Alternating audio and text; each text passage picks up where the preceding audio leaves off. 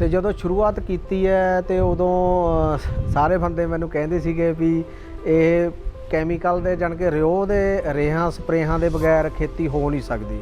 ਤੇ ਅੱਜ ਤੁਸੀਂ ਆ ਕੇ ਮੇਰੇ ਫਾਰਮ ਤੇ ਵਿਜ਼ਿਟ ਕਰ ਸਕਦੇ ਹੋ, ਦੇਖ ਸਕਦੇ ਹੋ, ਰਿਜ਼ਲਟ ਦੇਖ ਸਕਦੇ ਹੋ। ਮੈਂ ਦਰਖਤ ਵੀ ਲਾਵਾਂਗੇ ਜੀ, ਜਿਹੜਾ ਟਿੰਬਰ ਮੇਰਾ ਇੱਕ ਤਰ੍ਹਾਂ ਤੁਸੀਂ ਸਮਝ ਲਓ ਕਿ 5 ਸਾਲ ਬਾਅਦ ਜਾਂ 6 ਸਾਲ ਬਾਅਦ FD ਦੀ ਤਰ੍ਹਾਂ ਹੋਊਗਾ। ਆਪਣੀਆਂ ਕਣਕਾਂ ਦਾ ਹੀ ਦੇਸੀ ਵੀ ਆਪਣਾ ਸਾਂਭ ਕੇ ਰੱਖੀ ਹੈ ਕਿ ਸਾਨੂੰ ਬਾਹਰ ਜਾਣ ਦੀ, ਸ਼ੌਪ ਤੇ ਜਾਣ ਦੀ ਜ਼ਰੂਰਤ ਹੀ ਨਾ ਪਵੇ। ਉਹ ਕਣਕ ਹੁਣ ਮੇਰੀ ਪਹਿਲਾਂ ਹੀ ਬੁਕਿੰਗ ਹੈ ਜੀ, ਤੇ ਮੈਨੂੰ ਮੰਡੀ ਜਾਣ ਦੀ ਜ਼ਰੂਰਤ ਨਹੀਂ ਹੈਗੀ ਉਹਦੇ ਲਈ ਕਿ ਕੈਮੀਕਲ ਦੇ ਵਿੱਚ ਝਾੜ ਵੱਧ ਨਹੀਂ ਰਹੇ, ਝਾੜ ਇੱਕ ਟਿਕ ਗਏ ਨੇ ਜਾਂ ਉਹ ਘਟ ਰਹੇ ਨੇ ਤੇ ਬਿਮਾਰੀਆਂ ਵੱਧ ਰਹੀਆਂ ਨੇ। ਕਿਉਂਕਿ ਅੱਗੇ ਜੋ ਵੀ ਆ ਰਿਹਾ ਹੈਗਾ ਉਹ ਇੱਕ ਕੁਆਲਿਟੀ ਤੇ ਆਧਾਰ ਤੇ ਹੀ ਵਿਕਣਾ ਹੈਗਾ। ਤੁਸੀਂ ਆਪਣੇ ਪ੍ਰੋਡਕਟ ਬਾਰੇ ਦੱਸ ਸਕਦੇ ਹੋ ਵੀ ਮੇਰੇ ਪ੍ਰੋਡਕਟ ਦੇ ਵਿੱਚ ਆਹ ਕੁਝ ਹੈਗਾ।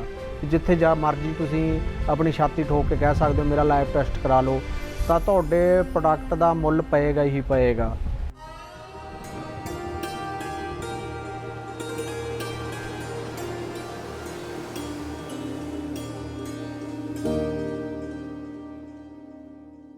ਦੋਸਤੋ, ਅਸੀਂ ਫਸਲਾਂ ਦਾ ਵੱਧ ਤੋਂ ਵੱਧ ਝਾੜ ਲੈਣ ਲਈ ਅੰਨ੍ਹੇਵਾਹ ਰਸਾਇਣਾਂ ਦੀ ਵਰਤੋਂ ਕਰਦੇ ਆ ਰਹੇ ਹਾਂ। ਬੜੇ ਲੰਬੇ ਸਮੇਂ ਤੋਂ ਇਹ ਸਿਲਸਿਲਾ ਚੱਲ ਰਿਹਾ ਹੈ। ਆਪਾਂ ਆਪਣੀ ਧਰਤ ਨੂੰ ਬਹੁਤ ਖਰਾਬ ਕੀਤਾ ਹੈ ਰੇਹਾਂ ਸਪਰੇਹਾਂ ਨਾਲ। ਜਿੰਨੀ ਜ਼ਰੂਰਤ ਹੁੰਦੀ ਹੈ ਉਹ ਤੋਂ ਵੱਧ ਕੇ ਆਪਾਂ ਰੇਹਾਂ ਸਪਰੇਹਾਂ ਪਾਈਆਂ, ਪਰ ਆਪਣੀ ਧਰਤ ਨੂੰ, ਖਾਸ ਕਰਕੇ ਪੰਜਾਬ ਦੀ ਧਰਤ ਨੂੰ ਇਹਨਾਂ ਰੇਹਾਂ ਸਪਰੇਹਾਂ ਦੀ ਕੋਈ ਜ਼ਰੂਰਤ ਨਹੀਂ ਸੀ, ਕਦੇ ਵੀ ਨਹੀਂ ਸੀ। ਅੱਜ ਵੀ ਇਹੋ ਜਿਹੇ ਕਿਸਾਨ ਹੈਗੇ ਆ ਜਿਹੜੇ ਬਿਨਾਂ ਰੇਹਾਂ ਸਪਰੇਹਾਂ ਤੋਂ ਕੁਦਰਤੀ ਜੈਵਿਕ ਖੇਤੀ ਕਰਦੇ ਆ। ਇਸ ਜੈਵਿਕ ਖੇਤੀ ਦੇ ਵਿੱਚ ਉਹ ਆਪਣੀ ਸਿਹਤ, ਜਿਹੜੇ ਉਹਦੇ ਗਾਹਕ ਹੈ ਉਹਨਾਂ ਦੀ ਸਿਹਤ ਤੇ ਧਰਤ ਦੀ ਸਿਹਤ ਨੂੰ ਪੂਰਾ ਬਰਕਰਾਰ ਰੱਖਦੇ ਆ ਤੇ ਸਿਹਤਮੰਦ ਰੱਖਦੇ ਆ। ਅਸੀਂ ਪਹੁੰਚੇ ਹਾਂ ਲੁਧਿਆਣੇ ਜ਼ਿਲ੍ਹੇ ਦੇ ਪਿੰਡ ਝਾੜ ਸਾਹਿਬ। ਉੱਥੇ ਗੱਲਬਾਤ ਕਰਾਂਗੇ ਨਰਿੰਦਰ ਸਿੰਘ ਨੀਟਾ ਨਾਲ। ਉਹ ਪਿਛਲੇ ਲੰਬੇ ਸਮੇਂ ਤੋਂ ਕੁਦਰਤੀ ਖੇਤੀ ਕਰਦੇ ਆ ਰਹੇ ਨੇ। ਕੁਦਰਤੀ ਖੇਤੀ ਦੇ ਨਾਲ ਜਿੱਥੇ ਕਿ ਲੋਕਾਂ ਨੂੰ ਇਹ ਲੱਗਦਾ ਕਿ ਝਾੜ ਘਟੂਗਾ, ਪਰ ਅਸਲ ਗੱਲ ਆਮਦਨ ਦੀ ਹੁੰਦੀ ਹੈ।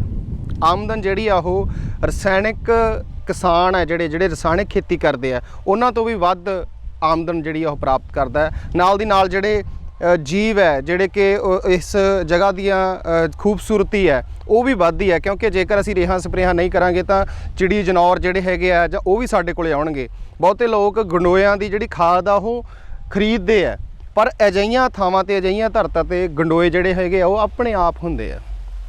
ਤਾਂ ਬੜੀ ਜਿਹੜੀ ਉਹਨਾਂ ਦੇ ਨਾਲ ਗੱਲਬਾਤ ਕਰਾਂਗੇ ਕਿ ਕਿਵੇਂ ਉਹਨਾਂ ਨੇ ਆਪਣੀ ਖੇਤੀ ਜਿਹੜੀ ਹੈ ਉਹ ਸ਼ੁਰੂ ਕੀਤੀ।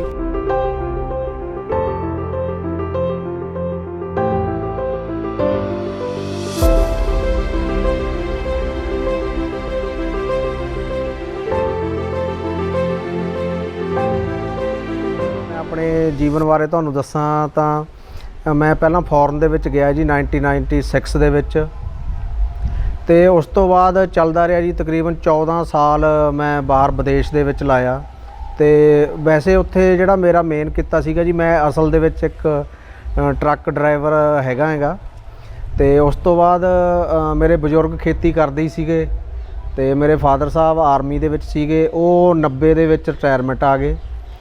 ਤੇ ਜਦੋਂ ਮੈਂ 2010 ਦੇ ਵਿੱਚ ਵਾਪਸ ਆਇਆ, ਤੇ ਵਾਪਸ ਆਉਣ ਤੋਂ ਬਾਅਦ ਫਾਦਰ ਸਾਹਿਬ ਖੇਤੀ ਕਰਦੇ ਸੀਗੇ। ਉਹ ਖੇਤੀ ਤਾਂ ਤੁਹਾਨੂੰ ਪਤਾ ਹੀ ਹੈ ਕਿ ਆਪਾਂ ਕੈਮੀਕਲ ਵਾਲੀ ਉਹ ਕਰਦੇ ਸੀ। ਤੇ ਉਸ ਤੋਂ ਆਉਣ ਤੋਂ ਬਾਅਦ ਮੇਰਾ ਘਰਦਿਆਂ ਨੇ ਵੀ, ਮਾਤਾ ਜੀ ਨੇ ਕਿਹਾ ਕਿ ਬੇਟਾ ਬਹੁਤ ਟਾਈਮ ਹੋ ਗਿਆ ਤੁਹਾਨੂੰ ਬਾਹਰ, ਵੀ ਹੁਣ ਆਪਣਾ ਤੁਸੀਂ ਕਾਰੋਬਾਰ ਦੇਖੋ। ਤੇ ਮੇਰਾ ਸ਼ੁਰੂ ਤੋਂ ਹੀ ਜ਼ਮੀਨ ਦੇ ਨਾਲ ਮੈਂ ਜੁੜਿਆ ਹੋਇਆ ਸੀਗਾ। ਛੋਟੇ ਹੁੰਦੇ ਬਚਪਨ ਦੇ ਵਿੱਚ ਵੀ ਫਾਦਰ ਸਾਹਿਬ ਨਾਲ ਕੰਮ ਕਰਾਉਂਦੇ ਸੀਗੇ। ਤੇ ਆਸਤੇ ਮੈਂ ਸ਼ੁਰੂ 'ਚ ਆਉਂਦਿਆਂ ਹੀ ਆਪਣੇ ਡੈਰੀ ਦਾ ਧੰਦਾ ਅਪਣਾਇਆ ਜੀ। ਤੇ ਡੈਰੀ ਦੇ ਨਾਲ ਮੈਂ ਖੇਤੀਬਾੜੀ ਵੀ ਕਰਦਾ ਰਿਹਾ। ਤੇ ਅਚਾਨਕ 2013 ਦੇ ਵਿੱਚ ਸਾਡੇ ਪਿੰਡ ਦੇ ਵਿੱਚ ਸੁਸਾਇਟੀ ਦੇ ਵਿੱਚ ਇੱਕ ਜੈਵਿਕ ਖੇਤੀ ਤੇ ਕੈਂਪ ਲੱਗਿਆ ਜੀ, ਜਿਸ ਨੇ ਮੇਰੀ ਜਿਹੜਾ ਕਿ ਸੋਚਣੀ ਸਮਝਣੀ ਥੋੜ੍ਹੀ ਬਦਲੀ, ਕਿਉਂਕਿ ਮੈਨੂੰ ਜੈਵਿਕ ਖੇਤੀ ਬਾਰੇ ਬਿਲਕੁਲ ਨਹੀਂ ਸੀ ਪਤਾ ਵੀ ਜੈਵਿਕ ਖੇਤੀ ਕਿਹਾ ਕਿਹਨੂੰ ਜਾਂਦਾ, ਉਹਦਾ ਮਤਲਬ ਕੀ ਹੈ। ਕੁਦਰਤੀ ਖੇਤੀ ਦਾ ਬਿਲਕੁਲ ਨਹੀਂ ਸੀ ਪਤਾ ਉਹਦੇ ਬਾਰੇ। ਚਲੋ ਉਹਨਾਂ ਤੋਂ ਪ੍ਰੇਰਿਤ ਹੋ ਕੇ ਜੀ ਮੈਂ ਸ਼ੁਰੂਆਤ ਕੀਤੀ ਹੈ। ਪਹਿਲਾਂ 2-3 ਕਨਾਲਾਂ ਤੋਂ ਸ਼ੁਰੂਆਤ ਕੀਤੀ ਹੈ ਕਣਕ ਦੇ ਸਮੇਂ ਤੇ ਕਣਕ ਦੇ ਵਿੱਚ ਮੈਨੂੰ ਕੋਈ ਨੌਲੇਜ ਨਹੀਂ ਸੀਗੀ ਜੀਵ ਅਮਰਤ ਬਣਾਉਣ ਦੀ ਜਾਂ ਘਣ ਜੀਵ ਅਮਰਤ। ਤੇ ਹੁਣ ਤਾਂ ਆਸਤੇ ਨੌਲੇਜ ਹੋ ਗਈ ਹੈ, ਕਿਉਂਕਿ ਕੁਦਰਤੀ ਖੇਤੀ ਦੇ ਜਿੰਨੇ ਵੀ ਆਪਣੇ ਪੰਜਾਬ ਦੇ ਵਿੱਚ ਜਾਂ ਅਦਰ ਸਟੇਟਾਂ ਦੇ ਵਿੱਚ ਲੋਕ ਨੇ ਉਹਨਾਂ ਨਾਲ ਸੰਪਰਕ ਹੋ ਗਿਆ ਮੇਰਾ। ਤੇ ਜਦੋਂ ਸ਼ੁਰੂਆਤ ਕੀਤੀ ਹੈ ਤੇ ਉਦੋਂ ਸਾਰੇ ਬੰਦੇ ਮੈਨੂੰ ਕਹਿੰਦੇ ਸੀਗੇ ਵੀ ਇਹ ਕੈਮੀਕਲ ਦੇ ਜਾਣੀ ਕਿ ਰਿਓ ਦੇ ਰੇਹਾਂ ਸਪਰੇਹਾਂ ਦੇ ਬਗੈਰ ਖੇਤੀ ਹੋ ਨਹੀਂ ਸਕਦੀ। ਤੇ ਮੇਰਾ ਜਿਹੜਾ ਮੰਨਣਾ ਸੀਗਾ ਕਿ ਦੇਖਣਾ ਸੀਗਾ ਵੀ ਚਲੋ ਦੇਖਦੇ ਹਾਂ ਕਰਕੇ। ਜਦੋਂ ਮੈਂ ਇਹ ਸ਼ੁਰੂਆਤ ਕੀਤੀ ਤਾਂ ਉਦੋਂ ਸ਼ੁਰੂਆਤ ਦੇ ਵਿੱਚ ਪਹਿਲੇ ਸਾਲ ਰਿਜ਼ਲਟ ਬਹੁਤ ਵਧੀਆ ਰਿਹਾ। ਉਹਦਾ ਮੈਨੂੰ ਨਹੀਂ ਸੀ ਕਾਰਨ ਪਤਾ ਵੀ ਕਿਉਂ ਵਧੀਆ ਰਿਹਾ, ਕਿਉਂਕਿ ਹੁਣ ਪਤਾ ਲੱਗ ਰਿਹਾ ਕਿ ਉਹਦੇ ਵਿੱਚ ਜਿਹੜੇ ਸਾਡੇ ਪਾਏ ਹੋਏ ਸੀਗੇ ਰੇਹਾਂ ਪਾਏ ਹੋਏ ਸੀ ਡਾਈ ਵਗੈਰਾ, ਉਹਦਾ ਅਸਰ ਸੀਗਾ। ਤੇ ਦੂਸਰੇ ਸਾਲ ਮੇਰਾ ਝਾੜ ਘਟਣਾ ਸ਼ੁਰੂ ਹੋਇਆ। ਉਸ ਤੋਂ ਬਾਅਦ ਆਸਤੇ ਆਸਤੇ ਜੀ ਮੈਂ ਨੈੱਟ ਦਾ ਸਹਾਰਾ ਲਿਆ। ਨੈੱਟ ਦੇ ਸਹਾਰੇ ਦੇ ਨਾਲ YouTube ਤੇ ਕਾਫੀ ਵੀਡੀਓਜ਼ ਦੇਖੀਆਂ ਕੁਦਰਤੀ ਖੇਤੀ ਦੇ ਉੱਪਰ। ਜਦੋਂ ਮੈਂ ਉਹਨੂੰ ਫੋਲੋ ਕਰਨਾ ਸ਼ੁਰੂ ਕੀਤਾ ਤੇ ਮੈਨੂੰ ਬਹੁਤ ਵਧੀਆ ਰਿਜ਼ਲਟ ਮਿਲਣੇ ਸ਼ੁਰੂ ਹੋਏ। ਪਰ ਲੇਕਿਨ ਮੇਰੇ ਘਰ ਦੇ ਮੇਰੇ ਫੈਮਿਲੀ ਦੇ ਕਹਿੰਦੇ ਸੀਗੇ ਵੀ ਨਹੀਂ ਤੂੰ ਇਸ ਤਰ੍ਹਾਂ ਨਹੀਂ ਹੋਣਾ, ਵੀ ਤੇਰਾ ਝਾੜ ਘਟ ਰਿਹਾ ਦਿਨ ਪਰ ਦਿਨ, ਵੀ ਤੂੰ ਇਹਨੂੰ ਚੇਂਜ ਕਰ। ਤੇ ਮੈਂ ਚੇਂਜ ਨਹੀਂ ਕੀਤਾ ਹੈਗਾ, ਆਸਤੇ ਆਸਤੇ ਇਹਨੂੰ ਵਧਾਉਣ ਦੀ ਕੋਸ਼ਿਸ਼ ਕੀਤੀ ਮੈਂ। ਤੇ ਅੱਜ ਤੁਸੀਂ ਆ ਕੇ ਮੇਰੇ ਫਾਰਮ ਤੇ ਵਿਜ਼ਿਟ ਕਰ ਸਕਦੇ ਹੋ, ਦੇਖ ਸਕਦੇ ਹੋ, ਰਿਜ਼ਲਟ ਦੇਖ ਸਕਦੇ ਹੋ। ਤੇ ਮੈਂ ਡੈਰੀ ਦਾ ਧੰਦਾ 2015 ਤੱਕ ਬਹੁਤ ਹੀ ਸਕਸੈਸਫੁਲ ਕੀਤਾ ਜੀ, ਬਹੁਤ ਹੀ ਵਧੀਆ ਕੀਤਾ। ਪਰ ਉਸ ਤੋਂ ਬਾਅਦ ਮੇਰਾ ਜਿਹੜਾ ਰੁਝਾਨ ਸੀਗਾ ਉਹ ਜੈਵਿਕ ਖੇਤੀ ਤੇ ਬਾਗਬਾਨੀ ਵਾਲੇ ਪਾਸੇ ਨੂੰ ਆ ਗਿਆ। ਤੇ ਮੈਂ ਬਾਗਬਾਨੀ ਸ਼ੁਰੂ ਕੀਤੀ ਜੀ। ਪਹਿਲਾਂ ਤਾਂ ਸ਼ੁਰੂ ਕੀਤੀ ਮੈਂ 11 ਤੋਂ ਨਿੰਬੂ ਤੋਂ। ਮੇਰਾ ਅੱਧਾ ਕਿੱਲਾ ਨਿੰਬੂਆਂ ਦਾ ਹੈਗਾ ਜੀ। ਤੇ ਜਦੋਂ ਮੇਰੇ ਨਿੰਬੂ 2 ਸਾਲ ਦੇ ਹੋ ਗਏ ਤਾਂ ਬਹੁਤ ਹੀ ਵਧੀਆ ਉਹਨਾਂ ਦਾ ਰਿਜ਼ਲਟ ਆਇਆ। ਉਹਦੇ ਵਿੱਚ ਮੈਂ ਇੰਟਰਕ੍ਰੋਪਿੰਗ ਕੀਤੀ ਤੇ ਇੰਟਰਕ੍ਰੋਪਿੰਗ ਕੀਤੀ ਤਾਂ ਬਹੁਤ ਹੀ ਵਧੀਆ ਰਿਜ਼ਲਟ ਆਏ ਨੇ। ਉਹਦੇ ਵਿੱਚ ਸਬਜ਼ੀਆਂ ਲਈਆਂ ਮੈਂ। ਤੇ ਉਸ ਤੋਂ ਬਾਅਦ ਮੇਰਾ ਰੁਝਾਨ ਥੋੜ੍ਹਾ ਜਿਹਾ ਹੋਰ ਵਧਿਆ ਕਿ ਕਣਕ ਤੇ ਜਿਹੜੇ ਝੋਨੇ ਦੀ ਫਸਲ ਸੀਗੀ ਇਹ ਇੱਕ ਤਾਂ 6 ਮਹੀਨੇ ਬਾਅਦ ਆਉਂਦੀ ਸੀਗੀ। ਤੇ ਉਹ 6 ਮਹੀਨੇ ਮੈਨੂੰ ਇੰਤਜ਼ਾਰ ਕਰਨਾ ਪੈਂਦਾ ਸੀ, ਕਿਉਂਕਿ ਘਰ ਦੇ ਖਰਚੇ ਜੋ ਰੰਝੇਵੇਂ ਨੇ, ਆਪਣੀਆਂ ਜ਼ਰੂਰਤਾਂ, ਬੱਚਿਆਂ ਦੀ ਪੜ੍ਹਾਈ, ਫੀਸਾਂ ਉਹ ਵੀ ਪੂਰੀਆਂ ਕਰਨੀਆਂ ਸੀਗੀਆਂ।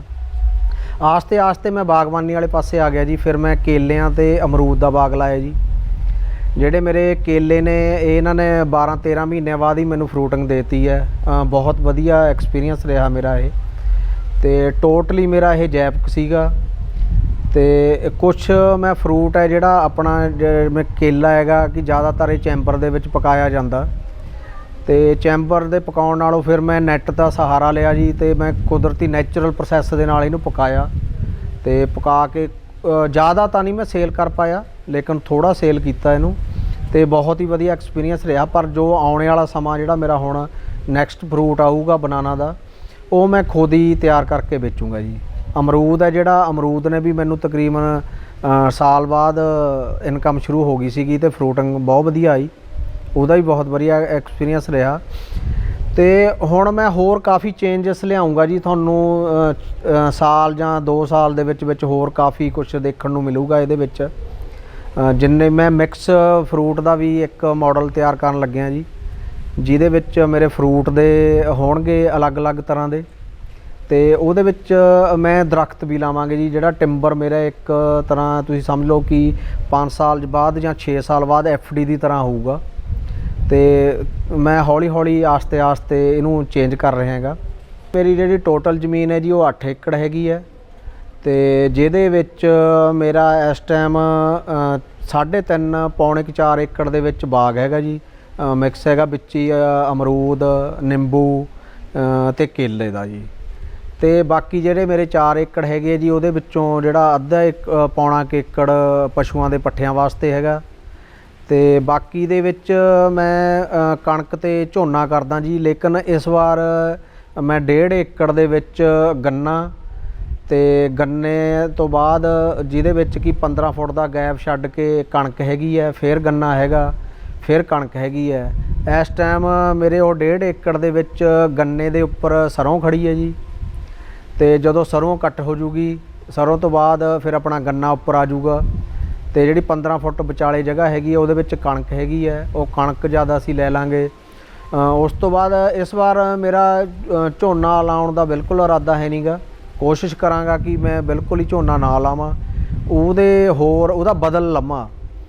ਇੱਕ ਹੁਣ ਇਸ ਵਾਰ ਮੈਂ ਕੁਦਰਤੀ ਹਰ ਮੰਗਵਾਈ ਹੈ ਜੀ। ਪਹਿਲੀ ਵਾਰ ਮੰਗਵਾਈ ਹੈ ਵੈਸੇ, ਉਹਦਾ ਤਜਰਬਾ ਕਰਾਂਗਾ ਮੈਂ ਕਿ ਜਿਹੜੀ ਇੱਕ ਵਾਰ ਲਾ ਕੇ ਤਕਰੀਬਨ 5 ਸਾਲ ਆਪਾਂ ਨੂੰ ਉਹ ਬਹੁਤ ਹੀ ਵਧੀਆ ਝਾੜ ਦਿੰਦੀ। ਸਾਲ ਦੇ ਵਿੱਚ 2 ਵਾਰ ਉਹ 'ਤੇ ਫਲ ਆਉਂਦਾ ਹੈਗਾ। ਉਹਦਾ ਵੀ ਮੈਂ ਟਰਾਇਲ ਲਾਉਣ ਜਾ ਰਿਹਾ ਜੀ। ਉਹਦਾ ਐਕਸਪੀਰੀਅੰਸ ਮੈਂ ਤੁਹਾਨੂੰ ਫਲ ਆਉਣ 'ਤੇ ਜਾਂ ਅਗਲੇ ਸਾਲ ਦੱਸ ਸਕਦਾ ਹੈਗਾ ਵੀ ਕਿਹੋ ਜਿਹਾ ਰਿਹਾ। ਵੈਸੇ ਮੈਂ ਜਿਹੜਾ ਦੇਖਦਾ ਜੀ ਯਾਰ ਲੋਕਾਂ ਦੇ ਵਿੱਚ ਪਾਇਆ ਵੀ ਇਹ ਦੇਖਿਆ ਵੀ ਕਿ ਆਪਾਂ ਹਾਈਬ੍ਰਿਡ ਜਿਹੜੇ ਬੀਜ ਹੈ ਇਹਨਾਂ ਨੂੰ ਛੱਡੀਏ ਅਤੇ ਜਿਹੜੀ ਆਪਣੀਆਂ ਦੇਸੀ ਵੈਰਾਈਟੀਆਂ ਨੇ ਆਪਾਂ ਉਹਨਾਂ ਨੂੰ ਲੈ ਕੇ ਆਈਏ।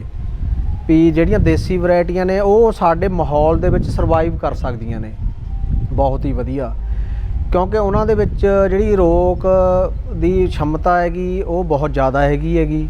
ਜਿਹੜੇ ਹਾਈਬ੍ਰਿਡ ਬੀ ਹੈ ਤੁਸੀਂ ਦੇਖਿਆ ਹੀ, ਆਮ ਹੀ ਆਪਾਂ ਦੇਖਿਆ ਵੀ ਇਹਨਾਂ ਨੂੰ ਤੇ ਕੀੜੇ ਪਤੰਗੇ ਤੇ ਰੋਗ ਬਹੁਤ ਆਉਂਦੇ ਨੇ। ਤੇ ਇਹ ਤੋਂ ਵਧੀਆ ਕਿ ਆਪਾਂ ਦੇਸੀ ਬੀਜਾਂ ਨੂੰ ਸਾਂਭੀਏ। ਬਹੁਤ ਆਪਣੇ ਕਿਸਾਨ ਭਰਾ ਇਹੋ ਜਿਹੇ ਹੈਗੇ ਨੇ ਜਿਨ੍ਹਾਂ ਕੋਲ ਦੇਸੀ ਬੀ ਮਿਲਦੇ ਨੇ। ਹੁਣ ਮੈਂ ਵੀ ਸ਼ੁਰੂਆਤ ਕੀਤੀ ਹੈ ਇਹਨੂੰ ਕਲੈਕਟ ਕਰਨ ਦੀ, ਤੇ ਹਰ ਦਾ ਬੀ ਮੇਰੇ ਕੋਲ ਆ ਗਿਆ। ਮੂੰਗੀ ਦਾ ਮੈਂ ਮੰਗਵਾ ਰਿਹਾ ਹੈਗਾ ਜਿਹੜਾ ਕਿ ਆਪਣਾ ਦੇਸੀ ਬੀ ਹੈਗਾ, ਤੇ ਬਾਕੀ ਹੋਰ ਕਈ ਇਹੋ ਜਿਹੇ ਸਬਜ਼ੀਆਂ ਦੇ ਬੀ ਹੈ ਉਹ ਵੀ ਮੈਂ ਸਾਂਭ ਰਿਹਾ ਹੈਗਾ। ਨਰਿੰਦਰ ਸਿੰਘ ਨੀਟਾ ਹੋਣਾ ਨੇ ਪਸ਼ੂ ਵੀ ਰੱਖੇ ਹੋਏ ਆ, ਕਿਉਂਕਿ ਪਸ਼ੂਆਂ ਤੋਂ ਬਿਨਾਂ ਜਿਹੜੀ ਕੁਦਰਤੀ ਖੇਤੀ ਹੈ ਉਹ ਸੰਭਵ ਨਹੀਂ ਹੈ। ਖੇਤੀ ਸਿਰਫ ਫਸਲ ਨੂੰ ਬੀਜਣਾ ਤੇ ਕੱਟ ਦੇਣਾ ਨਹੀਂ ਹੁੰਦੀ। ਖੇਤੀ ਦੇ ਵਿੱਚ ਹੋਰ ਵੀ ਵਿਲੱਖਣ ਬਹੁਤ ਸਾਰੀਆਂ ਚੀਜ਼ਾਂ ਆਉਂਦੀਆਂ, ਜਿਵੇਂ ਕਿ ਰੁੱਖ ਆਉਂਦੇ ਆ, ਪਸ਼ੂ ਆਉਂਦੇ ਆ, ਨਾਲ ਦੀ ਨਾਲ ਜਿਹੜੇ ਸੂਖਮ ਜੀਵ ਆ ਉਹ ਵੀ ਆਉਂਦੇ ਆ। ਤਾਂ ਹਰ ਇੱਕ ਦਾ ਇਸ ਖੇਤੀ ਦੇ ਵਿੱਚ ਉਨਾ ਹੀ ਯੋਗਦਾਨ ਹੈ ਜਿੰਨਾ ਕਿ ਕੱਲੀ ਫਸਲ ਉਗਾਉਣ ਦਾ ਤੇ ਉਸ ਦੀ ਉਪਜ ਨੂੰ ਪੈਦਾ ਕਰਨ ਦਾ।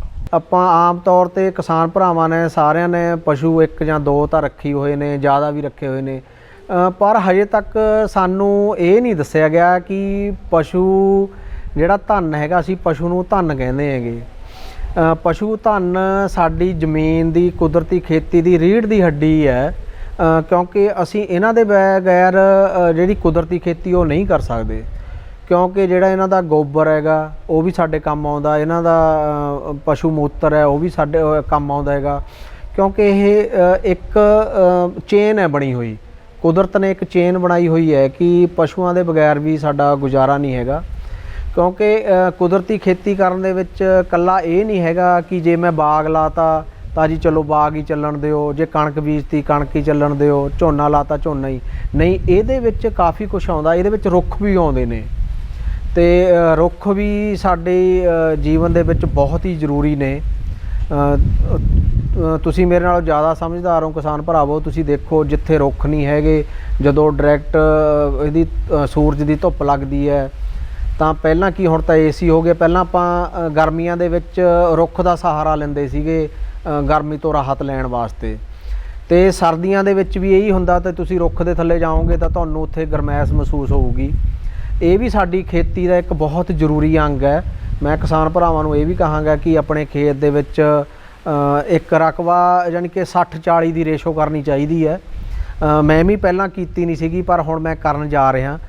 ਕਾਫੀ ਰੁੱਖ ਮੈਂ ਲਾਏ ਨੇ, ਇਸ ਵਾਰ ਫਿਰ ਮੈਂ ਰੁੱਖ ਲਾ ਰਿਹਾ ਹੈਗਾ ਕਿ ਜਿਹੜੀ ਕਿ ਮੇਰੇ ਖੇਤਾਂ ਦੇ ਵਿੱਚ 40-60 ਦੀ ਰੇਸ਼ੋ ਹੋ ਜਾਵੇ। 40-60 ਦਾ ਮਤਲਬ ਇਹ ਹੈ ਕਿ 40% ਮੇਰਾ ਜਿਹੜਾ ਰਕਬਾ ਹੈਗਾ ਉਹਦੇ ਵਿੱਚ ਮੇਰੇ ਰੁੱਖ ਹੋਣਗੇ। ਇਹ ਨਹੀਂ ਹੈਗਾ ਮੈਂ ਇੱਕੋ ਸਾਈਡ ਲਾ ਦਾਂਗਾ, ਪਰ ਉਹਨੂੰ ਉਹਦੀ ਵੰਡ ਕਰਾਂਗਾ, ਇੱਕ ਵੰਡ ਕਰਕੇ ਉਹ ਰੁੱਖ ਲਾਵਾਂਗਾ। ਨਰਿੰਦਰ ਸਿੰਘ ਨੀਟਾ ਜਿਹੜੇ ਨੇ ਉਹ ਖੁਦ ਰਸਾਇਣ ਜਿਹੜੇ ਹੈਗੇ ਆ ਉਹਨਾਂ ਦੀ ਵਰਤੋਂ ਕਰਨ ਦੀ ਬਜਾਏ ਕੀਟਨਾਸ਼ਕ, ਕੁਦਰਤੀ ਕੀਟਨਾਸ਼ਕ ਆਪ ਤਿਆਰ ਕਰਦੇ ਆ, ਜਿਹਨੂੰ ਆਪਾਂ ਗਰੋਥ ਪ੍ਰਮੋਟਰ ਕਹਿ ਦਿੰਦੇ ਆ। ਉਹ ਵੀ ਖੁਦ ਘਰੇ ਤਿਆਰ ਕਰਦੇ ਆ। ਅਜਿਹੀਆਂ ਬਹੁਤ ਸਾਰੀਆਂ ਚੀਜ਼ਾਂ ਜਿਹੜੀਆਂ ਕਿ ਜੈਵਿਕ ਖੇਤੀ ਦੇ ਵਿੱਚ ਵਰਤੀਆਂ ਜਾਂਦੀਆਂ ਉਹ ਘਰੇ ਤਿਆਰ ਕਰਦੇ ਆ। ਕੁਦਰਤੀ ਖੇਤੀ ਕਰਨ ਲਈ ਕੁਛ ਆਪਾਂ ਨੂੰ ਸਾਵਧਾਨੀਆਂ ਵਰਤਣੀਆਂ ਪੈਂਦੀਆਂ ਨੇ। ਜਿਵੇਂ ਆਪਾਂ ਨੂੰ ਪਤਾ ਹੀ ਹੈ ਕਿ ਸਾਡੀ ਆਪਾਂ ਧਰਤੀ ਨੂੰ ਇੱਕ ਮਾਂ ਦਾ ਦਰਜਾ ਦਿੱਤਾ। ਕੋਈ ਵੀ ਹੈ ਜਦੋਂ ਆਪਾਂ ਉਹ ਤੋਂ ਇੱਕ ਫਸਲ ਲੈਂਦੇ ਹਾਂ ਤਾਂ ਉਹਦੀ ਖੁਰਾਕ ਵੀ ਸਾਨੂੰ ਦੇਣੀ ਪੈਂਦੀ ਹੈ। ਉਹਦੇ ਨਾਲ ਸਾਡਾ ਜਿਹੜਾ ਮੇਨ ਰੋਲ ਹੈਗਾ ਉਹ ਬੈਕਟੀਰੀਏ ਦਾ ਹੈਗਾ, ਤੇ ਉਹ ਬੈਕਟੀਰੀਏ ਦੇ ਤੌਰ ਤੇ ਮੈਂ ਵੈਸਟ ਡੀਕੰਪੋਜ਼ਰ ਵਰਤ ਰਿਹਾ, ਤੇ ਜੀਵ ਅਮਰਤ ਆਪਣਾ ਤਿਆਰ ਕਰਕੇ ਵਰਤ ਰਿਹਾ, ਘਣ ਜੀਵ ਅਮਰਤ ਉਹ ਵੀ ਵਰਤ ਰਿਹਾ, ਤੇ ਬਾਕੀ ਕੀਟਨਾਸ਼ਕ ਜਿਹੜੇ ਤਿਆਰ ਕਰ ਰਹੇ ਜੀ, ਜਿਵੇਂ ਨਿੰਮ ਦੇ ਪੱਤੇ ਹੋ ਗਏ, ਅੱਕ ਦੇ ਪੱਤੇ ਹੋ ਗਏ, ਧਤੂਰਾ ਹੋ ਗਿਆ, ਮਿਰਚ ਹੋ ਗਈ, ਜਾਂ ਲਸਣ ਦਾ ਪੇਸਟ ਹੋ ਗਿਆ, ਉਹਦੇ ਨਾਲ ਤਿਆਰ ਕਰਕੇ ਆਪਾਂ ਜਿਹੜੇ ਆਪਣੇ ਕੀੜੇ ਮਕੌੜੇ ਆਉਂਦੇ ਨੇ ਉਹਨਾਂ ਤੋਂ ਸਪਰੇਅ ਕਰਦੇ ਹਾਂ। ਵੈਸੇ ਮੇਰਾ ਇੱਕ ਅਨੁਭਵ ਹੈਗਾ ਜੀ ਕਿ ਜਿਵੇਂ ਹੁਣ ਲਗਾਤਾਰ ਮੈਂ 2013 ਤੋਂ ਸ਼ੁਰੂਆਤ ਕੀਤੀ ਹੈਗੀ ਕੁਦਰਤੀ ਖੇਤੀ ਦੀ, ਔਰ 17 ਦੇ ਵਿੱਚ ਮੈਂ ਆਪਣੇ ਟੋਟਲੀ ਜਿੰਨੀ ਵੀ ਮੇਰੀ ਲੈਂਡ ਸੀਗੀ ਮੈਂ ਸਾਰੀ 8 ਦੀ 8 ਏਕੜ ਹੀ ਜ਼ਹਿਰ ਮੁਕਤ ਕਰ ਲਈ ਹੈ। ਤੇ ਹੁਣ ਮੈਨੂੰ ਤਕਰੀਬਨ ਸਾਲ ਕੀ ਹੋ ਗਿਆ ਜੀ, ਮੈਨੂੰ ਕੀਟਨਾਸ਼ਕ ਬਣਾਉਣ ਦੀ ਜ਼ਰੂਰਤ ਨਹੀਂ ਪਈ ਹੈਗੀ। ਦੇਖੋ ਕੁਦਰਤ ਦਾ ਕੀ ਨਿਯਮ ਹੈ, ਉਹਦਾ ਇੱਕ ਚੱਕਰ ਹੈਗਾ ਕਿ ਦੇਖੋ ਜੀਵਨ ਚੱਕਰ ਆਪਾਂ ਕਿਸੇ ਦਾ ਵੀ ਖਤਮ ਨਹੀਂ ਕਰ ਸਕਦੇ। ਉਹਨੇ ਆਪਣਾ ਜੀਵਨ ਕਾਲ ਜਿਹੜਾ ਉਹ ਨਿਭਾਉਣਾ ਹੀ ਨਿਭਾਉਣਾ ਹੈਗਾ ਕੁਦਰਤ ਦੇ ਹਿਸਾਬ ਦੇ ਨਾਲ। ਇਸ ਕਰਕੇ ਆਪਾਂ ਕੁਦਰਤ ਦੇ ਜੀਵਾਂ ਨਾਲ ਬਹੁਤੀ ਛੇੜਖਾਨੀ ਨਾ ਕਰੀਏ ਤੇ ਆਪਣੇ ਕੋਈ ਨੁਕਸਾਨ ਨਹੀਂ ਹੁੰਦਾ ਹੈਗਾ। ਇੱਕ ਦੂਜੇ ਨੂੰ ਖਾਣੇ ਵਾਲੀਆਂ ਚੀਜ਼ਾਂ ਆ ਜਾਂਦੀਆਂ ਨੇ ਆਪਣੇ, ਜੇ ਆਪਣੇ ਦੁਸ਼ਮਣ ਕੀੜੇ ਹੈਗੇ ਤਾਂ ਨਾਲ ਮਿੱਤਰ ਕੀੜੇ ਵੀ ਹੈਗੇ ਨੇ। ਜਿਵੇਂ ਅਸੀਂ ਰੂੜੀ ਦੀ ਖਾਦ ਹੈ ਜੀ, ਉਹਨੂੰ ਬੈਸਟ ਡੀਕੰਪੋਜ਼ਰ ਅਤੇ ਜੀਵ ਅਮਰਤ ਪਾ ਕੇ ਤਿਆਰ ਕਰ ਲੈਂਦੇ ਹਾਂ। ਤਕਰੀਬਨ ਸਾਡੀ 45 ਤੋਂ 50 ਦਿਨ ਦੇ ਵਿੱਚ ਤਿਆਰ ਹੋ ਜਾਂਦੀ ਹੈ। ਤੇ ਬਾਕੀ ਮੈਂ ਜਿਵੇਂ ਮੇਰੇ ਕੋਲ ਸਹੰਜਣਾ ਹੈਗਾ ਜੀ, ਸਹੰਜਣੇ ਦੇ ਪੇੜ ਨੇ ਕੁਝ ਲਗਾਏ ਹੋਏ। ਸਹੰਜਣੇ ਦੇ ਪੇੜਾਂ ਦੀ ਜਿਹੜੀ ਪੱਤੀਆਂ ਨੇ ਜਾਂ ਉਹਨਾਂ ਦੀਆਂ ਫਲੀਆਂ ਨੇ, ਉਹਨਾਂ ਤੋਂ ਐਂਜ਼ਾਈਮ ਤਿਆਰ ਕਰਦਾ ਹੈਗਾ। ਜਿਹੜਾ ਉਹ ਐਂਜ਼ਾਈਮ ਹੈ ਜੀ ਉਹ ਬਹੁਤ ਹੀ ਪਾਵਰਫੁੱਲ ਹੈ ਜੀ। ਮੈਂ ਉਹਦੇ ਇੰਨੇ ਕੁ ਤਕੜੇ ਰਿਜ਼ਲਟ ਦੇਖੇ ਨੇ ਕਿ ਮੇਰੀ ਸਮਝ ਤੋਂ ਬਾਹਰ ਹੈਗੇ ਨੇ। ਸਹੰਜਣੇ ਬਾਰੇ ਤੁਸੀਂ ਨੈੱਟ 'ਤੇ ਜਾ ਕੇ ਵੀ ਜਾਣਕਾਰੀ ਲੈ ਸਕਦੇ ਹੋ। ਤੇ ਬਾਕੀ ਮੈਂ ਲੌਕੀ ਦਾ ਐਂਜ਼ਾਈਮ ਵੀ ਤਿਆਰ ਕਰਦਾ ਹੈਗਾ। ਬਾਕੀ ਜਰਵੈਲਿਕ ਐਸਿਡ ਹੋ ਗਿਆ ਜੀ, ਜਿਵੇਂ ਪਾਥੀਆਂ ਦਾ ਪਾਣੀ ਹੈਗਾ ਉਹਦੇ ਵਿੱਚ ਸਾਰੇ ਤੱਤ ਪਾਏ ਜਾਂਦੇ ਨੇ। ਤੇ ਬਾਕੀ ਅਸੀਂ ਜੋ ਵੀ ਜਾਣੀ ਕਿ ਫਸਲ ਨੂੰ ਚਾਹੀਦਾ ਹੁੰਦਾ, ਜਿਹੜੇ ਤੱਤ ਚਾਹੀਦੇ ਹੁੰਦੇ ਨੇ ਉਹ ਸਮੇਂ-ਸਮੇਂ 'ਤੇ ਉਹਨਾਂ ਨੂੰ ਦਿੰਦੇ ਰਹਿੰਦੇ ਆ। ਜਿਵੇਂ ਦਾਲਾਂ ਤੋਂ ਵੀ ਅਸੀਂ ਤਿਆਰ ਕਰਦੇ ਹਾਂ ਜੀ, ਸਾਰੀਆਂ ਦਾਲਾਂ ਲੈ ਲੈਂਦੇ ਹਾਂ ਤੇ ਅਨਾਜ ਲੈ ਲੈਂਦੇ ਆ, ਉਹਨਾਂ ਦਾ ਘੋਲ ਤਿਆਰ ਕਰਕੇ ਉਹਨੂੰ ਬੈਸਟ ਡੀਕੰਪੋਜ਼ਰ ਦੇ ਵਿੱਚ ਡੀਕੰਪੋਜ਼ ਕਰਕੇ ਉਹਦੀ ਸਪਰੇਅ ਕਰੀਦੀ ਹੈ। ਬਾਕੀ ਸਮੇਂ-ਸਮੇਂ ਦੇ ਨਾਲ ਜਿਹੜਾ ਬੈਸਟ ਡੀਕੰਪੋਜ਼ਰ ਹੈ ਜੀ ਉਹਦੇ ਵਿੱਚ ਕਈ ਤਰ੍ਹਾਂ ਦੇ ਬੈਕਟੀਰੀਏ ਹੈਗੇ ਆ। ਸਭ ਤੋਂ ਵੱਡੀ ਗੱਲ ਇਹ ਤਾਂ ਹੈਗੀ ਜੀ, ਮੈਂ ਤੁਹਾਨੂੰ ਇਹ ਤਾਂ ਦੱਸਦਾ ਕਿ ਬੈਕਟੀਰੀਏ ਆਪਾਂ ਨੇ ਪਾਤੇ ਨੇ, ਪਰ ਬੈਕਟੀਰੀਏ ਪਾਉਣ ਦੇ ਨਾਲ ਨਾਲ ਕੀ ਹੈ, ਸਾਨੂੰ ਉਹਨਾਂ ਦੀ ਖੁਰਾਕ ਦੇਣੀ ਵੀ ਜ਼ਰੂਰੀ ਹੈਗੀ। ਜਿਵੇਂ ਕਿ ਆਪਾਂ ਜੋ ਵੀ ਫਸਲਾਂ ਦੀ ਰਹਿੰਦ ਖੂੰਹਦ ਹੈ ਉਹਨੂੰ ਆਪਾਂ ਜ਼ਮੀਨ ਦੇ ਵਿੱਚ ਹੀ ਮਿਲਾਉਣਾ ਹੈਗਾ। ਅਗਰ ਅਸੀਂ ਸਾਡੀ ਜ਼ਮੀਨ ਦੇ ਵਿੱਚ ਬਾਇਓਮਾਸ ਨਹੀਂ ਹੋਊਗਾ ਤਾਂ ਉਹ ਜਿਹੜੇ ਬੈਕਟੀਰੀਏ ਉਹਨਾਂ ਨੂੰ ਖਾਣ ਲਈ, ਉਹਨਾਂ ਲਈ ਭੋਜਨ ਨਹੀਂ ਹੋਊਗਾ। ਜਿਹੜਾ ਉਹ ਭੋਜਨ ਹੈ ਜਿਵੇਂ ਬਾਇਓਮਾਸ ਹੈਗੀ, ਉਹ ਉਹਨਾਂ ਨੂੰ ਡੀਕੰਪੋਜ਼ ਕਰਕੇ ਸਾਡੀ ਫਸਲਾਂ ਵਾਸਤੇ ਤਿਆਰ ਕਰਦੇ ਨੇ, ਉਹਨਾਂ ਨੂੰ ਜੋ ਵੀ ਖੁਰਾਕ ਚਾਹੀਦੀ ਹੈਗੀ। ਬਾਕੀ ਸਾਡੇ ਵਾਤਾਵਰਨ ਦੇ ਵਿੱਚ ਸਭ ਕੁਝ ਹੀ ਹੈਗਾ ਜੀ। ਜਿਵੇਂ ਨਾਈਟ੍ਰੋਜਨ, ਆਪਾਂ ਨਾਈਟ੍ਰੋਜਨ ਦਾ ਬਦਲ ਕੀ ਕਰਦੇ ਹਾਂ ਵੀ ਚਲੋ ਜੀ ਯੂਰੀਆ ਦਾ ਗੱਟਾ ਲਿਆਓ ਤੇ ਛਿੱਟਾ ਮਾਰ ਦਿਓ, ਜਾਂ ਫਾਸਫੋਰਸ ਹੈ, ਜ਼ਿੰਕ ਹੈ, ਪੋਟਾਸ਼ ਹੈ, ਉਹ ਸਾਰੀ ਅਸੀਂ ਕੈਮੀਕਲ ਦੇ ਵਿੱਚ ਵਰਤਦੇ ਹਾਂ। ਪਰ ਆਲਰੇਡੀ ਸਾਨੂੰ ਕੁਦਰਤ ਨੇ ਦਿੱਤੇ ਹੋਏ ਨੇ, ਸਾਡੇ ਕੰਮੇ ਸਾਨੂੰ ਲਾਏ ਹੋਏ ਨੇ ਪਰਮਾਤਮਾ ਨੇ, ਕੁਦਰਤ ਨੇ, ਪਰ ਅਸੀਂ ਉਹਨੂੰ ਸਮਝ ਨਹੀਂ ਸਕਦੇ। ਕਿਉਂਕਿ ਤੁਸੀਂ ਸਮਝ ਕੇ ਦੇਖੋ, ਕਿਤੇ ਵੀ ਜੰਗਲ ਦੇ ਵਿੱਚ ਚੱਲ ਜਾਓ ਤੁਸੀਂ ਤਾਂ ਉਹ ਕੋਈ ਉੱਥੇ ਪਾਣੀ ਨਹੀਂ ਲਾਉਂਦਾ ਹੈਗਾ, ਕੋਈ ਉੱਥੇ ਸਪਰੇਅ ਨਹੀਂ ਕਰਦਾ, ਕੋਈ ਉੱਥੇ ਡਾਈ ਯੂਰੀਆ ਨਹੀਂ ਵਰਤਦਾ ਹੈਗਾ। ਉੱਥੇ ਵੀ ਤਾਂ ਪੇੜ ਪੌਦੇ ਬਨਸਪਤੀ ਸਭ ਕੁਝ ਹੁੰਦਾ ਹੈਗਾ। ਇੱਕ ਜ਼ਿਆਦਾ ਨਹੀਂ ਤਾਂ ਮੈਂ ਕਿਸਾਨ ਭਰਾਵਾਂ ਨੂੰ ਇਹੀ ਸੁਨੇਹਾ ਦੇਵਾਂਗਾ ਕਿ ਕਿਸਾਨ ਭਰਾਵੋ ਜੀ, ਜ਼ਿਆਦਾ ਨਹੀਂ ਤੁਸੀਂ ਥੋੜ੍ਹੀ ਜਿਹੀ ਜਗ੍ਹਾ ਤੋਂ ਇੱਕ ਕਨਾਲ ਤੋਂ ਸ਼ੁਰੂਆਤ ਕਰਕੇ ਦੇਖੋ, ਤੁਹਾਨੂੰ ਬਹੁਤ ਹੀ ਰਿਜ਼ਲਟ ਆਉਣਗੇ। ਆਪਾਂ ਦੁਨੀਆ 'ਤੇ ਦੇਖਿਆ ਹੀ ਹੈ ਕਿ ਜਦੋਂ ਵੀ ਆਪਾਂ ਕੁਦਰਤ ਦੇ ਵਰਖਲਾਫ ਗਏ ਹਾਂ ਤਾਂ ਤੁਹਾਨੂੰ ਉਹਦੇ ਬਹੁਤ ਹੀ ਭਿਆਨਕ ਨਤੀਜੇ ਭੁਗਤਣੇ ਪਏ ਨੇ। ਮੈਂ ਤਾਂ ਇਹੀ ਕਿਸਾਨ ਭਰਾਵਾਂ ਨੂੰ ਬੇਨਤੀ ਕਰਾਂਗਾ ਕਿ ਕਿਸਾਨ ਭਰਾਵੋ ਆਓ, ਆਪਾਂ ਕੀ ਨਹੀਂ ਕਰ ਸਕਦੇ। ਕਿਸਾਨ ਇੰਨੀ ਮਿਹਨਤ ਕਰਦਾ ਹੈਗਾ, ਉਹਦੇ ਬਾਵਜੂਦ ਵੀ ਅੱਜ ਅਸੀਂ ਪਿੱਛੇ ਜਾ ਰਹੇ ਹਾਂ। ਸਾਡੇ ਪਿੱਛੇ ਜਾਣ ਦਾ ਕਾਰਨ ਇਹੀ ਹੈ ਕਿ ਸਾਨੂੰ ਜੋ ਵੀ ਆਪਣੀ ਫਸਲ ਦੀ ਅਸੀਂ ਬੀਜ ਤੱਕ ਨਹੀਂ ਤਿਆਰ ਕਰਦੇ ਹੈਗੇ। ਸਾਡੀ ਕਣਕ ਹੀ 18 ਰੁਪਏ ਜਾਂ 17 ਰੁਪਏ ਲੈ ਕੇ ਸਾਨੂੰ ਜਦੋਂ ਉਹਦਾ ਬੀਜ ਲੈਣਾ ਪੈਂਦਾ ਤਾਂ 40 ਰੁਪਏ ਜਾਂ 50 ਰੁਪਏ 100 ਰੁਪਏ ਤੱਕ ਵੀ ਮਿਲਦਾ ਹੈਗਾ ਬੀਜ। ਕਿਉਂ ਨਾ ਅਸੀਂ ਆਪਣੀਆਂ ਕਣਕਾਂ ਦਾ ਹੀ ਦੇਸੀ ਬੀਜ ਆਪਣਾ ਸਾਂਭ ਕੇ ਰੱਖੀਏ ਕਿ ਸਾਨੂੰ ਬਾਹਰ ਜਾਣ ਦੀ, ਸ਼ੌਪ 'ਤੇ ਜਾਣ ਦੀ ਜ਼ਰੂਰਤ ਹੀ ਨਾ ਪਵੇ, ਤਾਂ ਸਾਡੇ ਖਰਚੇ ਵੀ ਘਟਣਗੇ ਤੇ ਸਾਡੀ ਆਮਦਨ ਵਧੇਗੀ। ਮੈਂ ਕਣਕ ਵੀ ਬੀਜਦਾ ਹੈਗਾ। ਕਣਕ ਦਾ ਆਮ ਰੇਟ ਹੁਣ 1700-1800 ਰੁਪਏ ਹੈਗਾ। ਤੇ ਜਿਹੜੀ ਆਪਣੇ ਕਣਕ ਲੱਗੀ ਹੋਈ ਹੈ ਉਹ ਆਰਗੈਨਿਕ ਹੈਗੀ ਹੈ, ਬਿਲਕੁਲ ਹੀ ਕੈਮੀਕਲ ਮੁਕਤ ਹੈਗੀ। ਤੇ ਉਹ ਤੇ ਜੇ ਆਪਾਂ ਕੈਮੀਕਲ ਦੀ ਤੁਲਨਾ ਕਰੀਏ ਤਾਂ ਉਹ 1800 ਮੰਡੀ ਦਾ ਰੇਟ ਹੈਗਾ, ਤਕਰੀਬਨ 1800-1900 ਨੂੰ ਵਿਕਦਾ ਹੈ ਜੇ ਕੋਈ ਪ੍ਰਾਈਵੇਟ ਲੈ ਜਾਂਦਾ। ਤੇ ਉਹ ਕਣਕ ਹੁਣ ਮੇਰੀ ਪਹਿਲਾਂ ਹੀ ਬੁਕਿੰਗ ਹੈ ਜੀ, ਤੇ ਮੈਨੂੰ ਮੰਡੀ ਜਾਣ ਦੀ ਜ਼ਰੂਰਤ ਨਹੀਂ ਹੈਗੀ ਉਹਦੇ ਲਈ। ਤੇ ਉਹ ਤਕਰੀਬਨ ਇਹ ਤੋਂ 2 ਗੁਣਾ ਜ਼ਿਆਦਾ ਮੈਨੂੰ ਰੇਟ ਮਿਲਦਾ ਹੈਗਾ। ਤੇ ਉਹ ਮੈਨੂੰ ਮੰਡੀ, ਕਿਉਂਕਿ ਮੰਡੀ ਮੈਨੂੰ ਇਸ ਕਰਕੇ ਨਹੀਂ ਜਾਣਾ ਪੈ ਰਿਹਾ ਕਿਉਂਕਿ ਮੇਰੀ ਜਿਹੜੀ ਕੁਆਲਿਟੀ ਹੈ ਬਹੁਤ ਹੀ ਅੱਛੀ ਹੈ ਔਰ ਕੈਮੀਕਲ ਰਹਿਤ ਹੈਗੀ। ਜੇ ਆਪਾਂ ਕੈਮੀਕਲ, ਅੱਜ ਤੁਸੀਂ ਸਾਰੇ ਜ਼ਿਮੀਂਦਾਰ ਭਰਾਵਾਂ ਨੂੰ ਮੇਰੇ ਨਾਲੋਂ ਵੱਧ ਜਾਣਕਾਰੀ ਹੋਵੇਗੀ ਕਿ ਕੈਮੀਕਲ ਦੇ ਵਿੱਚ ਝਾੜ ਵੱਧ ਨਹੀਂ ਰਹੇ, ਝਾੜ ਇੱਕ ਟਿਕ ਗਏ ਨੇ ਜਾਂ ਉਹ ਘਟ ਰਹੇ ਨੇ ਤੇ ਬਿਮਾਰੀਆਂ ਵੱਧ ਰਹੀਆਂ ਨੇ। ਪਰ ਜਿਹੜਾ ਮੇਰਾ ਅਨੁਭਵ ਹੈਗਾ, ਜਿਹੜਾ ਮੇਰਾ ਐਕਸਪੀਰੀਅੰਸ ਹੈਗਾ 8 ਸਾਲ ਦਾ, ਉਹ ਤੋਂ ਮੈਂ ਜੋ ਅਨੁਭਵ ਕੀਤਾ ਕਿ ਜਦੋਂ ਮੇਰੀ ਸ਼ੁਰੂਆਤ ਦੇ ਵਿੱਚ ਮੈਂ ਖੇਤੀ ਕੋਈ ਵੀ ਫਸਲ ਲਗਾਈ, ਜਿਵੇਂ ਕਿ ਕਣਕ ਹੀ ਮੰਨ ਲਓ, ਕਣਕ ਲਗਾਈ ਤਾਂ ਪਹਿਲੀ ਵਾਰ ਮੇਰਾ ਝਾੜ ਠੀਕ ਇੱਕ ਮੇਨਟੇਨ ਰਿਹਾ ਸੀਗਾ, ਦੂਸਰੇ ਸਾਲ ਘਟਿਆ, ਤੀਸਰੇ ਸਾਲ ਘਟਿਆ, 8-9 ਕੁਆਂਟਲ ਤੇ ਆ ਗਈ ਸੀ। ਪਰ ਜੇ ਅੱਜ ਮੈਂ ਕੈਮੀਕਲ ਦੇ ਨਾਲ ਤੁਲਨਾ ਕਰੀਏ ਤਾਂ ਮੇਰੀ ਕੈਮੀਕਲ ਦੇ ਨਾਲ ਬਰਾਬਰ ਚੱਲ ਰਹੀ ਹੈ। ਪਿਛਲੀ ਵਾਰ ਦੀ ਜਿਹੜੀ ਮੇਰੀ ਐਵਰੇਜ ਸੀਗੀ ਉਹ 18 ਕੁਆਂਟਲ 36 ਕਿਲੋ ਪਰ ਏਕੜ ਦੀ ਸੀਗੀ, ਤੇ ਜਿਹੜੇ ਸਾਡੇ ਇਲਾਕੇ ਦਾ ਆਮ ਝਾੜ ਹੈਗਾ ਉਹ 20 ਜਾਂ 22 ਤੋਂ ਵੱਧ ਨਹੀਂ ਹੁੰਦਾ ਹੈਗਾ। ਤੇ ਤੁਸੀਂ ਆਪ ਹੀ ਉਹਨੂੰ ਸੋਚ ਸਕਦੇ ਹੋ ਕਿ ਜੇ 20 ਕੁਆਂਟਲ ਜਾਂ 22 ਕੁਆਂਟਲ ਵੀ ਉਹ 1800 ਤੇ ਮੇਰੀ ਉਹ ਤੋਂ ਦੁੱਗਣੀ ਵਿਕ ਰਹੀ ਹੈ, ਤੇ ਉਹ ਜੇ 10 ਕੁਆਂਟਲ ਵੀ ਹੋਵੇ ਤਾਂ ਵੀ ਉਹਦਾ ਮੁਕਾਬਲਾ ਕਰਦੀ ਹੈ। ਤੇ ਇੱਕ ਸਭ ਤੋਂ ਵੱਡੀ ਗੱਲ ਇਹ ਕਿ ਮੈਨੂੰ ਬਾਹਰੋਂ ਬਾਜ਼ਾਰ 'ਚੋਂ ਨਹੀਂ ਕੁਛ ਲੈਣਾ ਪਿਆ ਹੈਗਾ, ਕਿਉਂਕਿ ਮੇਰਾ ਸਰਕਲ ਮੇਰੇ ਘਰ 'ਚ ਹੀ ਚੱਲ ਗਿਆ। ਜੋ ਵੀ ਉਹਨੂੰ ਵਾਸਤੇ ਚਾਹੀਦਾ ਸੀ ਮੈਨੂੰ ਪਸ਼ੂਆਂ ਤੋਂ ਮਿਲ ਗਿਆ, ਜੋ ਵੀ ਮੈਂ ਆਪਣੇ ਪ੍ਰੋਡਕਟ ਤਿਆਰ ਕਰਨੇ ਸੀਗੇ। ਤੇ ਮੇਰੀ ਲੇਬਰ ਤਾਂ ਹਰ ਜਗ੍ਹਾ ਲੱਗਣੀ ਹੋਈ ਹੈਗੀ ਹੈ। ਆਪਾਂ ਬਾਕੀ ਸਾਰੀਆਂ ਗੱਲਾਂ ਕਰ ਲਈਆਂ ਕਿ ਸਭ ਤੋਂ ਵੱਡੀ ਗੱਲ ਤਾਂ ਜਿਹੜੀ ਕਿਸਾਨ ਦੇ ਜ਼ਿਹਨ 'ਚ ਆਉਂਦੀ ਹੈ ਕਿ ਮੈਂ ਫਸਲ ਤਾਂ ਪੈਦਾ ਕਰ ਲਈ ਹੈ ਪਰ ਮੈਂ ਉਹਦਾ ਮੰਡੀਕਰਨ ਕਿਵੇਂ ਕਰਾਂਗਾ, ਕਿਉਂਕਿ ਇਹ ਅੱਜ ਦੇ ਸਮੇਂ ਦੇ ਵਿੱਚ ਬਹੁਤ ਜ਼ਰੂਰੀ ਹੈ। ਜਿਵੇਂ ਹੁਣ ਤੁਹਾਨੂੰ ਪਤਾ ਹੀ ਹੈ ਕਿ ਕਿਸਾਨ ਸੰਘਰਸ਼ ਹੋ ਰਿਹਾ ਹੈਗਾ, ਤੇ ਉਹ ਵੀ ਇੱਕ ਮੰਡੀ ਨੂੰ ਲੈ ਕੇ ਹੋ ਰਿਹਾ ਹੈਗਾ। ਤੇ ਇਹ ਸਾਨੂੰ ਬਹੁਤ ਹੀ ਗੱਲਾਂ ਧਿਆਨ 'ਚ ਰੱਖਣੀਆਂ ਪੈਣਗੀਆਂ। ਆਪਾਂ ਪੈਦਾਵਾਰ ਤਾਂ ਕਰ ਲੈਂਦੇ ਹਾਂ ਪਰ ਉਹਦਾ ਮੰਡੀਕਰਨ, ਮਾਰਕੀਟਿੰਗ ਕਿੱਦਾਂ ਕਰਾਂਗੇ। ਦੇਖੋ ਕਿਸਾਨ ਭਰਾਵੋ, ਪਹਿਲੀ ਗੱਲ ਹੈ ਜੇ ਮਾਰਕੀਟਿੰਗ ਕਰਨੀ ਹੈਗੀ ਤਾਂ ਉਹਦੇ ਵਾਸਤੇ ਇੱਕ ਤਾਂ ਸਭ ਤੋਂ ਪਹਿਲਾਂ ਕਿ ਤੁਹਾਡਾ ਜਿਹੜਾ ਪ੍ਰੋਡਕਟ ਹੈ ਉਹ ਸ਼ੁੱਧ ਹੋਣਾ ਚਾਹੀਦਾ, ਕਿ ਉਹ ਤੁਹਾਡਾ ਗਾਹਕ ਤੁਹਾਡੇ ਤੇ ਵਿਸ਼ਵਾਸ ਹੋਣਾ ਚਾਹੀਦਾ ਉਹਨੂੰ ਕਿ ਇਹਦਾ ਪ੍ਰੋਡਕਟ ਬਹੁਤ ਹੀ ਵਧੀਆ, ਕਿਉਂਕਿ ਅੱਗੇ ਜੋ ਵੀ ਆ ਰਿਹਾ ਹੈਗਾ ਉਹ ਇੱਕ ਕੁਆਲਿਟੀ ਤੇ ਆਧਾਰ ਤੇ ਹੀ ਵਿਕਣਾ ਹੈਗਾ। ਆਪਾਂ ਪਹਿਲਾਂ ਤਾਂ ਕੁਆਲਿਟੀ ਤਿਆਰ ਕਰੀਏ। ਕੁਆਲਿਟੀ ਜਦੋਂ ਤੁਹਾਡੀ ਤਿਆਰ ਹੋ ਜਾਏਗੀ, ਜਦੋਂ ਮਾਰਕੀਟ ਤੇ ਗੱਲ ਆਉਂਦੀ ਹੈ, ਜਦੋਂ ਤੁਹਾਡੀ ਮਾਰਕੀਟਿੰਗ ਦੇ ਵਿੱਚ ਜਾਂਦਾ, ਜਦੋਂ ਤੁਸੀਂ ਆਪਣੇ ਪ੍ਰੋਡਕਟ ਬਾਰੇ ਦੱਸ ਸਕਦੇ ਹੋ ਵੀ ਮੇਰੇ ਪ੍ਰੋਡਕਟ ਦੇ ਵਿੱਚ ਆਹ ਕੁਛ ਹੈਗਾ, ਜਿੱਥੇ ਜਾ ਮਰਜ਼ੀ ਤੁਸੀਂ ਆਪਣੀ ਛਾਤੀ ਠੋਕ ਕੇ ਕਹਿ ਸਕਦੇ ਹੋ ਮੇਰਾ ਲਾਈਵ ਟੈਸਟ ਕਰਾ ਲਓ, ਤਾਂ ਤੁਹਾਡੇ ਪ੍ਰੋਡਕਟ ਦਾ ਮੁੱਲ ਪਏਗਾ ਹੀ ਪਏਗਾ।